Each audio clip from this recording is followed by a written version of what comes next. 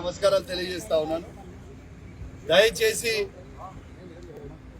మీ అందరూ కూడా వెంకటేశ్వర స్వామి సాక్షిగా ఇవాళ మంత్రి పొన్నం ప్రభాకర్ గారు వెంకటేశ్వర స్వామి టెంపుల్కి వచ్చి ప్రమాణం చేస్తారని నేను ఇవాళ ఆశించిన. ఎందుకంటే నేను చాలా నీతివంతుడని చెప్తా ఉన్నాడు. ఎక్కడ నీతివంతుడు? ఇలా ఫ్లై స్కామ్ లో 100 కోట్ల రూపాయల స్కామ్ అవినీతి చేసిందని నేను ఆరోపణలు చేస్తే ఇవాళ నేను చెయ్యలేదు అని లీగల్ నోటీస్ నాకు పంపితే ఆయన ఇల్లీగల్ యాక్టివిటీస్ కి నాకు లీగల్ నోటీస్ పడితే భయపడేటోడు ఎవరు లేడు. సరే, నేను ఇవన్నీ ఏం చెప్పినా అంటే ఇలా తిరుపతి వెంకటేశ్వర స్వామి ఆలయం అపోలో దగ్గర ఉంది. నువ్వు నమ్ముతావు దేవుణ్ణి, నేను నమ్ముతా. ఆడికి వచ్చి నువ్వు ప్రమాణం చేయి. నేను 100 కోట్ల స్కామ్ ఫ్లై యాష్ లో చేయలేదని ప్రమాణం చేయి. నేను నీ సమక్షంలోనే బహిరంగంగా క్షమాపణ చెప్తా అని నేను మంత్రి గారికి సవాల్ విసిరిన. మరి నిజంగా నువ్వు నీతివంతుని అయి ఉంటే, నిజంగా నువ్వు నిజాయితీ పరుని అయి ఉంటే మరి అలా గుడికి ఎందుకు రాలేదు? 11 అంటే 11 గంటలకి కరెక్ట్ గా నేను ఇక్కడ ఉన్నా, మరి మీరు ఎందుకు రాలేదని నేను అడుగుతా ఉన్నా. అంటే ఇవాళ డైరెక్ట్ గా ఏమైపోయిందంటే ఇలా పొన్నం ప్రభాకర్ గారు యావత్ తెలంగాణ ప్రజలకి ఆయన 100 కోట్ల ఫ్లై యాష్ స్కామ్ చేసిండు అని ఇలా ఇదైపోయింది, ప్రూవ్ అయిపోయింది. వాళ్ళ బ్లాక్ బుక్ తీసుకురారు ఒకసారి, ప్రూవ్ అయిపోయింది. దీంతో పాటు ఇవన్నీ కూడా మీకు చెప్తా ఉన్నా. నిన్న తప్పించుకోవడానికి నా మీద తప్పుడు ఆరోపణలు చేసి నువ్వు గిట్లా ఇది చేయకపోయి ఉంటే నువ్వు వచ్చి ప్రమాణం చేయి. హుజరాబాద్ నియోజకవర్గంలో చెల్పూర్ గ్రామంలో ఆంజనేయ స్వామి టెంపుల్కి వచ్చి ప్రమాణం చేయని నాకు నిన్న సవాల్ విసిరింది.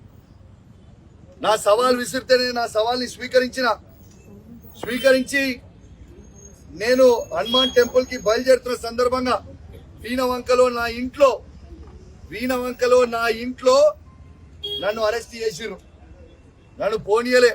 సవాల్కి వాళ్ళే పిలుస్తారు, వాళ్ళే నన్ను అరెస్ట్ చేస్తారు. వాళ్ళని అరెస్ట్ చేసిన నేను సిఐ గారిని, సిపి గారిని ఒక్కటే అడిగిన, దయచేసి నాకు పర్మిషన్ ఇవ్వండి, నేను పోతా అంటే సిపి గారు లేదు మీరు పోలేరు అంటే నేను తడి బట్టలతోని మన ఇల్లే గుడిలాగా భావించి మన హనుమాన్ది పట్టం పట్టుకొని వెంకటేశ్వర స్వామి కన్వేసుకొని ప్రమాణం చేసిన నేను అవినీతి చేయలేదని.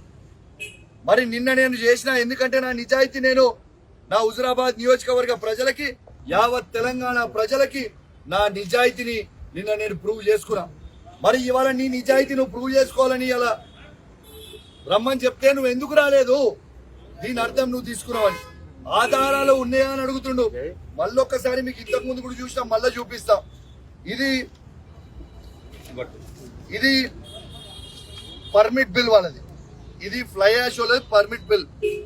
ఫ్లై యాష్ అనేది ఆ యాష్ పాండ్ నుంచి సెంట్రల్ గవర్నమెంట్ ఫ్రీగా తీసుకుపోమని ఇచ్చిన ఇది. ఈ ఫ్లై యాష్ లో తీసుకుపోయేటప్పుడు లారీస్ ని ఇక్కడ మీరు చూడొచ్చు. దయచేసి మీడియా అందరూ మంచిగా చూపించాలి. ప్రతిసారి ప్రూఫ్ ఉందా అంటారు. ఈ క్వాంటిటీలో ఎంత క్వాంటిటీ అనేది రాస్తలేరు. ఆడ అవుట్ పాస్ సిగ్నేచర్ ఉంటుంది, వాళ్ళది కన్సర్న్ పర్సన్ సిగ్నేచర్ ఉంటుంది, స్టాంప్ ఉంటుంది, మీరు చూడొచ్చు. రెండోది చాలా తెలివిగా ఏమడుగుతారు, అసలు దీనికి వే బిల్ ఉండదు. మాకు కూడా తెలుసు జిఎస్టీ వే బిల్ ఉండదని, ఎందుకంటే అది ఫ్రీ కాబట్టి. కానీ మేము జిఎస్టీ వే బిల్ అడగలేదు, మేము అడిగింది వేట్ వే బిల్. ఇట్లాంటి వేట్ వే బిల్ మీరు చూడొచ్చు. ఇక్కడ ఈ లారీకి సంబంధించింది దీనికి క్వాంటిటీ లేదు. దీన్ని తీసుకొచ్చి మేము హుజరాబాద్ లో దొరకబట్టిన తర్వాత దాన్ని వే చేస్తే 76 టన్నులు, 76.5 టన్స్ పోతుంది. రూల్ ప్రకారం ఏంది, ఇదిగోండి మీరు రూల్స్ ఆర్టీఆర్ నామ్స్ ప్రకారం చూడొచ్చు. 16 టైర్ లారీ అయితే 34 టన్స్ మాత్రమే పోవాలి. కానీ లారీలు ఎన్ని టన్స్ పోతుంది? ఈ వేట్ వేబిల్లో మీరు చూడొచ్చు 76.5 టన్స్ పోతుంది.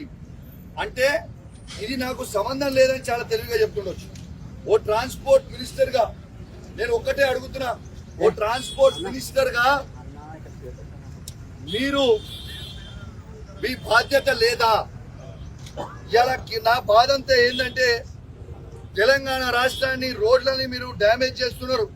కేసీఆర్ గారు కష్టపడి 10 సంవత్సరాలలో తెలంగాణలో అద్భుతమైన రోడ్లు నిర్మాణిస్తే ఈ ఓవర్లోడ్ లారీలకి పర్మిషన్ ఇచ్చి ఇలా ఇల్లీగల్ గా కొట్టుకుంటూ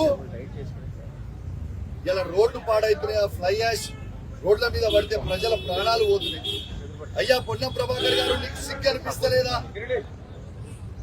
ప్రజల శవాల మీద పైసలు ఏరుకోవడానికి నీకు సిగ్గు అనిపిస్తలేదా అని చెప్పి నేను పొన్నం ప్రభాకర్ గారిని అడుగుతా ఉన్నాను.